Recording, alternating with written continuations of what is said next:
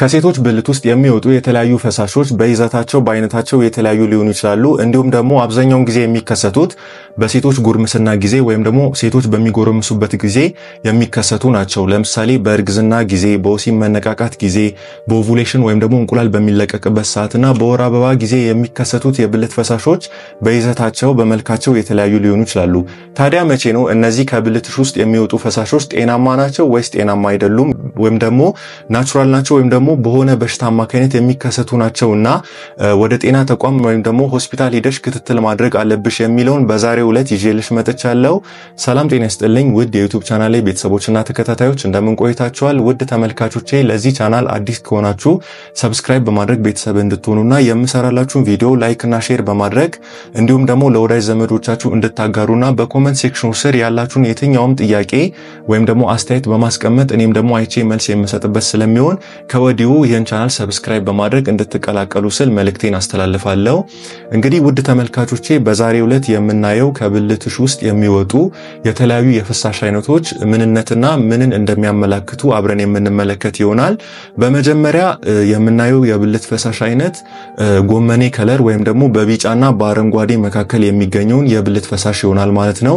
ባጭሩ እንደዚህ አይነት የብልት ፈሳሽ የምትመለከቱ ከሆነ ወይም ደግሞ የምትመለከቺ ከሆነ ጤናማ አይደለም ወይም ደግሞ የሆነ በሽታ እንዳለብሽ አመላካች ሊሆን ይችላል። በተለይም አብሮት የሚከሰት የብልት ማሳከክ ወይም ደግሞ ብልት አካባቢ የሚበላሽ ከሆነ፣ ሌላ ደግሞ በምትሸኒበት ጊዜ የማቃጠል፣ ሁለተኛ በግብረ ስጋ ግንኙነት ጊዜ የሚሰማ የህመም ስሜት ካለ፣ ትኩሳት እንዲሁም ደግሞ ብርድ ማለት ካለና እንዲሁም ደግሞ በታችኛው የሆድ ክፍል አካባቢ የሚከሰት የህመም ስሜት ወይም ደግሞ ፔልቪክ ፔን ካለብሽ በትሪኮሞኒያሲስ ቫጃናሊስ በተባለ ፓራሳይቲክ ኢንፌክሽን ተጠቅተሽ ሊሆን ስለሚችል በአቅራቢያሽ ወደሚገኝ ጤና ተቋም በመሄድ ምርመራ ማድረግ ይኖርብሻል ማለት ነው። ለምሳሌ ይህ የብልት ፈሳሽ ለምሳሌ ይሄ ቢጫ ወይም ደግሞ አረንጓዴ የሚመስለው የብልት ፈሳሽ የግብረ ስጋ ግንኙነት ካደረግሽ ከአንድ ወር በኋላ አብዛኛውን ጊዜ የሚከሰት ከሆነ እና ደግሞ ቅድም ያልኩሽን ምልክቶች አንድ ላይ ተያይዘው የምትመለከቺ ከሆነ በአፋጣኝ በመጠርጠር ወደ ሕክምና ተቋም መሄድ ይኖርብሻል ማለት ነው።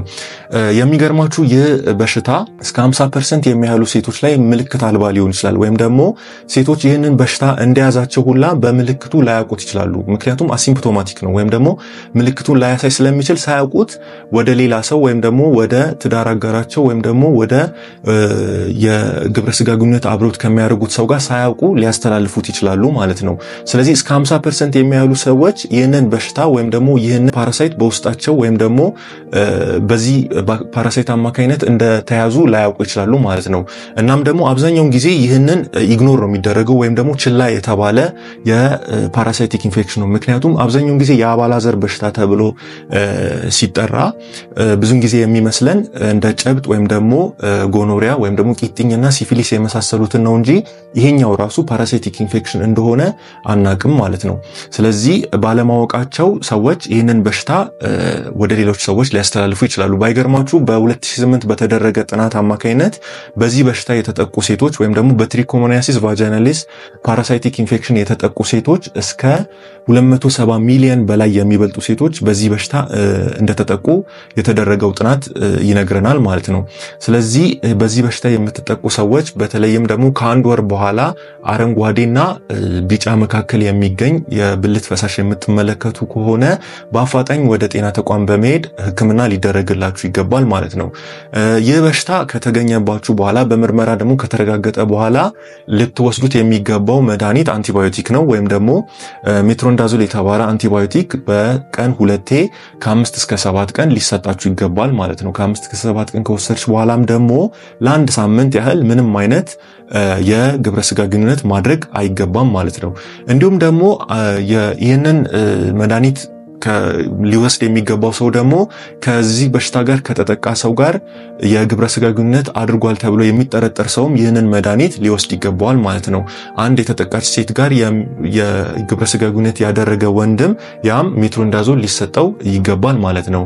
ሌላኛው የአባላዘር በሽታ ቢጫ ወይም ደግሞ ቢጫ መሰል የብልት ፈሳሽ ሊሰጠን የሚችለው የአባላዘር በሽታ ደግሞ ጎኖሪያ ወይም ደግሞ ጨብጥ የምንለው ሲሆን ይህም ደግሞ የሚከሰተው በባክቴሪያ አማካኝነት ነው ወይም ደግሞ ኒጀሪያ ኔዘሪያ ጎኖሪያ በተባለ ዲፕሎኮካይ ባክቴሪያ አማካኝነት የሚከሰት የአባለዘር በሽታ ወይም ደግሞ ሴክሹዋሊ ትራንስሚትድ ኢንፌክሽን ነው ማለት ነው።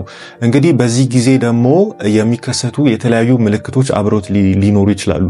እስከ 50% አሁንም ደግሞ የሚከሰተው እስከ 50% የሚያሉ ሴቶች ላይ የበሽታ ምንም አይነት ምልክት ላይ ያሳይ ይችላል። ነገር ግን አንዳንዴ የሚከሰቱ ምልክቶቹ በግንኙነት ጊዜ የሚከሰት የህመም ስሜት ወይም ደግሞ ፔን ዲዩሪንግ ሴክሹዋል ኢንተርኮርስ ሊኖር ይችላል።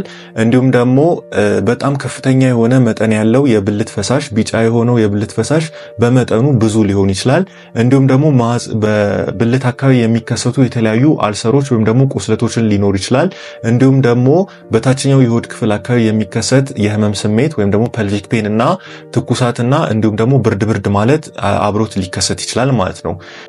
በቀጣይ ደግሞ የምናየው የብልት ውስጥ የሚወጣ ፈሳሽ አይነት ደግሞ በኦቭዩሌሽን ጊዜ ወይም ደግሞ እንቁላል በሚለቀቅበት ጊዜ የሚታየውን ከብልትሽ ውስጥ የሚወጣ ፈሳሽ ነው። በዚህ ጊዜ የምታየው የብልት ፈሳሽ ትራንስፓረንት የሆነ ወይም ደግሞ ውሃማ የሆነ ጤናማ ነው። ውሃማ የሆነ ነገር ግን በፊት ከምታዩ ወፍራምና የጓጎለ ከሚመስል የብልት ፈሳሽ ወደ ነን ስቲኪ ወይም ደግሞ የማያጣብቅ እንዲሁም ደግሞ የሚለጠጥ ወይም ደግሞ ቀጠን ያለ ሰርቫይካል ሙከስ ወይም ደግሞ ከብልትሽ ውስጥ የሚወጣ የብልት ፈሳሽ ልታይ ትችላለሽ ማለት ነው። ይህም ደግሞ የሚሆነው ምንድነው እንቁላል በሚለቀቅበት ጊዜ እርግዝና እንዲፈጠር የተዘጋጀ ስለሚሆን የስፐርም ሞቲሊቲ ወይም ደግሞ የወንድ የዘር ፍሬ እንቅስቃሴው እንዲመቻችለት ሲል በፊት ከነበረው ወይም ደግሞ እንቁላል ከመጣሉ በፊት ከነበረው የብልት ፈሳሽ ወደ ቀጠን ያለና ነን ስቲኪ ወይም ደግሞ የማያጣብቅ አይነት ለውጥ ስለሚያሳይ በዚህን ጊዜ የስፐርም ሞቲሊቲን ፋሲሊቴት ስለሚያደርግ ወይም ደግሞ የወንድ ዘር ፍሬን እንቅስቃሴ ስለሚያመቻች ይሄ የብልት ፈሳሽ ልታይ ትችላለሽ ማለት ነው። በምስሉ ላይ እዚህ ጋር አስቀምጬልሻለሁ። የምታዩ የብልት ፈሳሽ አይነት በፊት ከነበረው ከወፍራሙ ወደ ሚለጠጥ ቀጭን የሆነ ትራንስፓረንት ወይም ደግሞ ውሃማ ከለር የሚመስል የብልት ፈሳሽ ልትመለከት ትችላለሽ ማለት ነው። ሌላኛው ከብልትሽ ውስጥ ልታዩ የምትችዩ የብልት ፈሳሽ አይነት ደግሞ ፒንክ ወይም ደግሞ ቀይ ወይም ደግሞ ሮዝ ከለር የሚመስለው ነው። ይሄኛው ኖርማል ወይም ደግሞ የተለመደ ነው። በተለይም ደግሞ የወር አበባ ሊመጣ አካባቢ ሲል የምትመለከችው ቀይ ፈሳሽ የሚመስል ነገር ወይም ደግሞ ደም ከቀላቀለ የወር አበባ ሊመጣ እንደሆነ ሊያመላክት ይችላል ማለት ነው። ሌላኛው ደግሞ የምታዩ የብልት ፈሳሽ አይነት ደግሞ የወር አበባ ልክ እንደሄደ አካባቢ የምትመለከችው ትንሽ ቡኒ የሚመስል ቀለም ያለው የብልት ፈሳሽ የምትመለከች ከሆነ የወር አበባ ከሄደ በኋላ የሚቀረው ደም ይሄ መጨረሻ አካባቢ ለምሳሌ ወር አበባሽ 5 ቀን የሚቆይ ከሆነ 4 ቀን የሚቆይ ከሆነ ልክ ወደ ሊያልቅ አካባቢ ወይም ደግሞ ወደ 4ኛው ወደ 5ኛው ቀን ሲቃረብ የሚቀረው ደም ከኦክሲጅን ጋር በሚገናኝበት ሰዓት ወይም ደግሞ ኦክሲዳይዝድ በሚሆንበት ሰዓት መልኩን ከቀይ ወደ ቡኒ ይቀይራል ማለት ነው።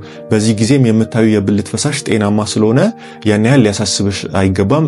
ያው ሊያሳስብሽ የሚገባው ባልተፈለገ ሰዓትና መጠኑ እንዲሁም ደግሞ የሽታው አይነት ከተቀየረ ሊያሳስብሽ ይገባል ማለት ነው። ሌላኛው ቀይ ወይም ደግሞ ብራይት ሬድ ወይም ደግሞ በጣም ደማቅ የሆነ ቀይ የብልት ፈሳሽ ልታይ የምትችልበት አጋጣሚ ደግሞ በፈርስት ትራይሚስተር ብሊዲንግ ወይም ደግሞ በመጀመሪያው 3 ወራት እርግዝና ከተፈጠረ የመጀመሪያው 3 ወራት ላይ የምትመለከችው የብልት ፈሳሽ ከተመለከትሽ ፈርስት ትራይሚስተር ብሊዲንግ የጽንስ መጨንገፍ ሊኖር ይችላል ወይም ደግሞ ሌሎች ፈርስት ትራይሚስተር ብሊዲንግን የሚያመጡ እንደ ኤክቶፒክ ፕሬግናንሲ የመሳሰሉትን ወይም ደግሞ ሞላር ፕሬግናንሲ የምንላቸውን የመሳሰሉትን ስለሚያመጡ ይሄንን የብልት ፈሳሽ ወይም ደግሞ ቀይ የጓጎለ የሚመስል የብልት ፈሳሽ ልታይ ስለምትችይ በዚህ ጊዜ የምታዩ ብልት ፈሳሽ በምርመራ ሂደት ሊታወቅ ይገባል ወይም ደግሞ ክትትል ተደርጎልሽ ተገቢውን ሕክምና ልታገኝ ይገባል። አንዱ የብልት ፈሳሽ ወይም ደግሞ ቀላ ያለ የብልት ፈሳሽ የምታይበት ጊዜ አንደኛው በእርግዝና ጊዜ የሚከሰቱ ችግሮች እንደ ጽንስ መጨንገፍ የመሳሰሉትን ሊኖር ስለሚችል ምርመራ ሊደረግልሽ ይገባል ማለት ነው።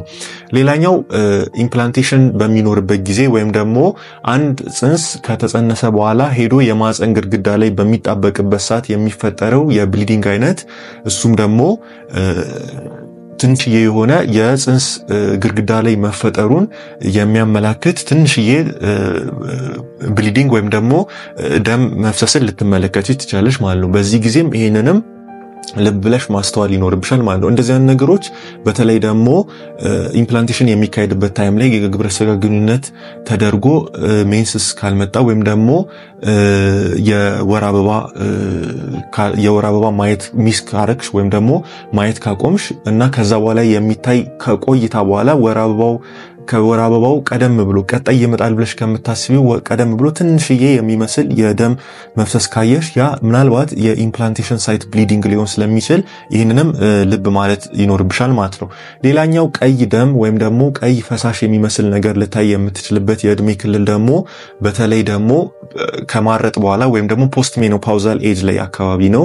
ይህም ደግሞ በማፀን ግድግዳ አካባቢ ሊፈጠር የሚችል የማፀን ካንሰርን ሊያመላክት ይችላል። ማለትም አብዛኛውን ጊዜ ይህ አይነት ብሊዲንግ ወይም ደግሞ ይህ አይነት የደም መፍሰስ ከእድሜያቸው 60 አካባቢ የሚሆኑ ሴቶች ላይ የሚከሰት ከሆነ የወር አበባ ማየት አቁመዋል፣ ነገር ግን ከእድሜያቸው ወደ 60 አካባቢ ሲከሰት የሚከሰት ኒው ኦንሴት ወይም ደግሞ አዲስ የሆነ ቫጃይናል ብሊዲንግ ወይም ደግሞ ከማፀን የሚወጣ ደም ፈሳሽ የምትመለከቱ ከሆነ በተለይም ደግሞ አብሮት ከፍተኛ የሆነ የውፍረት መጠን ካለሽ ሲኦሲ ወይም ደግሞ ቾይስ ኦራል ኮንትራሴፕቲቭ የምትጠቀሚ ከሆነ የኤስትሮጅን ቴራፒ ኤስትሮጅን መጠንሽን ከፍ የሚያደርግ ነገሮችን የምትጠቀሚ ከሆነ የማፀን ካንሰር የማፀን ግድግዳ ካንሰር ሊኖር ስለሚችል ይሄንንም በጣም ጥንቃቄ በማድረግ ከፍተኛ የሆነ ጥንቃቄ በተለይ እድሜያችሁ 60 ዓመት አካባቢ ከሆነና ቫጂናል ብሊዲንግ ወይም ደግሞ ከማፀን የሚወጣ የደም መፍሰስ ካጋጠማችሁ ይሄንንም ፈሳሽ አብኖርማል ስለሆነ ወይም ደግሞ ጤናማ ላይሆን ስለሚችል ክትትል ወይም ደግሞ ወደ ጤና ተቋም ወይም ደግሞ ሆስፒታል ሄዳችሁ ምርመራ ማድረግ ይኖርባችኋል ማለት ነው። ሌላኛው ከሴቶች ብልት ውስጥ የሚወጣ ፈሳሽ አሲዳማ ይዘት ስላለው የሴቶች የውስጥ ልብሳቸውን በብዛት ፌድ የሚያደርገው ወይም ደግሞ መልኩን እንዲቀይርና ከነበረው ይዘት እንዲለወጥ የሚያደርገው የብልት ፈሳሽ አይነት ደግሞ ኖርማል የሆነው ወይም ደግሞ በተፈጥሮ የሚገኘው የሴቶች ብልት ፈሳሽ ውስጥ የሚገኘው ነው ማለት ነው። እንደምታውቁት የኖርማል ቫጂናል ፒኤች ወይም ደግሞ የሴቶች ብልት ውስጥ ያለው የፈሳሽ አይነት ኖርማሊ ወይም ደግሞ በተፈጥሮ የአሲዳማ ይዘት ያለው ነው። ታዲያ በዚህ ጊዜ የሚከሰተው የብልት ፈሳሽ ኖርማል ስለሆነ ወይም ደግሞ አሲዳማ ስለሆነ አብዛኛውን ጊዜ የሴቶች የውስጥ ልብሳቸው ላይ ፌድ ያደርገዋል ወይም ደግሞ አሲዱ ልብሱን ስለሚጎዳው ወይም ደግሞ ውስጥ ልብሳቸውን ስለሚጎዳው እንትን ይለዋል ማለት ነው፣ ፌድ ያደርገዋል ማለት ነው። ሌላኛው በዚህ ወይም ደግሞ ኖርማል ፍሎራው ወይም ደግሞ ይሄንን አይነት ይዘት እንዲሰጠው የሚያደርገው ላክቶባሲለስ የተባሉ አሲድ ፕሮዲዩስ የሚያደርጉ ወይም ደግሞ የሴቶችን የመራቢያ አካል ውስጡን ከተለያዩ ኢንፌክሽኖች ለመጠበቅ ሲል አካባቢውን ንጹህ ለማድረግ ወይም ደግሞ ቦታውን ንጹህ ለማድረግ አሲዳማ የሆነ ኢንቫይሮንመንት ወይም ደግሞ አሲዳማ የሆነ አካባቢን ስለሚፈጥር ይሄ ከተለያዩ ኢንፌክሽኖች ይጠብቋቸዋል ማለት ነው። ግን አንዳንድ ጊዜ የኖርማል ፍሎራ ወይም ደግሞ ጠቃሚ የሚባሉ ባክቴሪያዎች እዛ አካባቢ ኦቨርግሮ ይደረጋሉ ወይም ደግሞ በሌሎች ጎጂ በሆኑ ባክቴሪያዎች ትራንስሎኬት ይደረጉና ወይም ደግሞ የጎጂ የሆኑ ባክቴሪያዎች እዛ ቦታ ላይ ጠቃሚ የሆኑትን ባክቴሪያዎች ቦታቸውን ቀይረው ሊያድጉ ይችላሉ ወይም ደግሞ ሊበዙ ይችላሉ። በዚህ ጊዜ የሚከሰት አንድ ፓቶሎጂ አለ ወይም ደግሞ አንድ ዲዚዝ አለ ወይም ደግሞ አንድ በሽታ አለ። ይሄም ደግሞ ምንድነው? ባክቴሪያል ቫጂኖሲስ እንለዋለን። ይሄ ባክቴሪያል ቫጂኖሲስ የምንለው ችግር ኤስቲአይ አይደለም ወይም ደግሞ የአባላዘር በሽታ መካከል የሚመደብ አይደለም። እንዲሁ ግን ኖርማል የሆነው ፍሎራ በተለያዩ ምክንያቶች ወይም ደግሞ ይሄ ላክቶባሲለስ የምንለው ጠቃሚ የሆነው ባክቴሪያ በተለያዩ ችግሮች አማካይነት ቦታውን ይቀይርና ይሄ ቦታ ወደ ቤዛማነት አሲዲክ የነበረው ወይም ደግሞ አሲዳማ ይዘት የነበረው ወደ ቤዛማ ይዘት ይኖረዋል ማለት ነው። በዚህ የተነሳ ያ ቦታ ላይ ባክቴሪያል ቫጂኖሲስ ስለሚከሰት ኖርማል የነበረው የብልት ፍሳሽ ወይም ደግሞ ከብልትሽ ውስጥ ይወጣ የነበረው ኖርማል የሆነ አሲዲክ የሆነ ፍሳሽ ወደ ቤዛማነት በተለይም ደግሞ የአሳ የሚመስል ሽታ ወይም ደግሞ አሳ የሚመስል ሽታ እንዲሁም ደግሞ ወተሪ የሆነ ወይም ደግሞ ውሃማ የሆነና እንዲሁም ደግሞ ግሬይሽ ወይም ደግሞ ይሄ ግራጫና ነጭ የሚመስል መልክ ያለው የብልት ፈሳሽ ልታይ ትችላለሽ ማለት ነው። በዚህ ጊዜ የሚከሰት አብሮት የሚከሰት በግብረ ስጋ ግንኙነት ጊዜ የሚከሰት ህመም ሊኖር ይችላል። እንዲሁም ደግሞ እዛ ቦታ አካባቢ ደግሞ የማሳከክ ስሜት እንዲሁም ደግሞ የመብላት ስሜት ሊኖር ይችላል ማለት ነው። እንግዲህ ባክቴሪያል ቫጂኖሲስ በሚከሰትበት ጊዜ እንዳልኳችሁ የአባላዘር በሽታ አይደለም፣ ኖርማል የሆነ ምክንያቶች አሉት ወይም ደግሞ አጋላጭ የሆኑ ምክንያቶች አሉት። ለምሳሌ አረፋ የሚያመርቱ የሚሸቱ ወይም ደግሞ አረፋ መፍጠር የሚችሉ ሳሙናዎችን የምትጠቀሚ ከሆነ እንዲሁም ደግሞ ሲጋራ ማጨስ ዳውቺንግ የምንለው ወይም ደግሞ እንዲዝቅ ብሎ ወደ ላይ የሚታጠቡ ሰዎች ላይ እንዲሁም የትዳር አጋር ወይም ደግሞ የግብረ ስጋ ግንኙነት አብረሽ የምታረጊው ሰዎች በቅርብ ጊዜ ለውጥ ካደረግሽ ያንን ቦታ ወይም ደግሞ የመራቢያ አካል ጋር የሚገኙትን ኖርማል የሆነውን ባክቴሪያ ሊቀይረው ስለሚችል ይህም ደግሞ በተጨማሪ ለባክቴሪያል ቫጂኖሲስ አጋላጭ ሊሆን ይችላል ማለት ነው።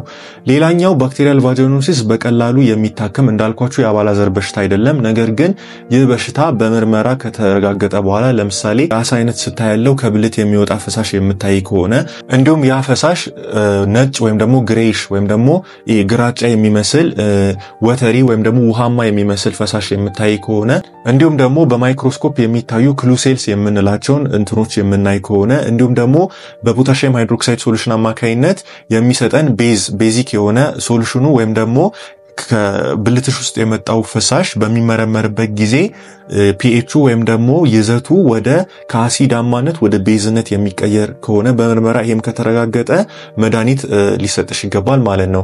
ይህንን ዳያግኖስቲክ ክራይቴሪያ አምሴል ክራይቴሪያ እንለዋለን በህክምናው። አምሴል ክራይቴሪያ የምንለው ሶስቱን የያዘ ክሉሴል ወይም ደግሞ በፖታሺየም ሃይድሮክሳይድ እንዲሁም ደግሞ ካራክተሪስቲክ የሆነ ወይም ደግሞ ልዩ የሆነ የፊሺ ወይም ደግሞ የአሳ ሽታ የሚመስል ፈሳሽ ወይም ደግሞ ዲስቻርጁ ወይም ደግሞ ከብልትሽ ውስጥ የወጣው ፈሳሽ አሳ የሚመስል ሽታን የሚሰጥ ከሆነ በአምሴል ክራይቴሪያ አማካኝነት ዳያግኖስ እናደርጋለን ወይም ደግሞ ምርመራ ላይ እንደርሳለን ማለት ነው።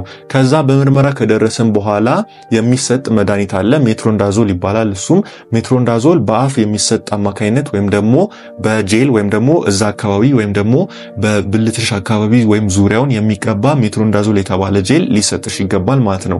ስለዚህ ውድ ተመልካቾቼ በዛሬው ዕለት ይዤላችሁ ከመጣሁት ከሴቶች ብልት ውስጥ የሚወጡ ፈሳሾች ጤናማ ናቸው ወይስ ጤናማ አይደሉም በሚለው ርዕሰ ጉዳይ ላይ በቂ የሆነ ግንዛቤ እንዳገኛችሁ ሙሉ ተስፋ አለኝ።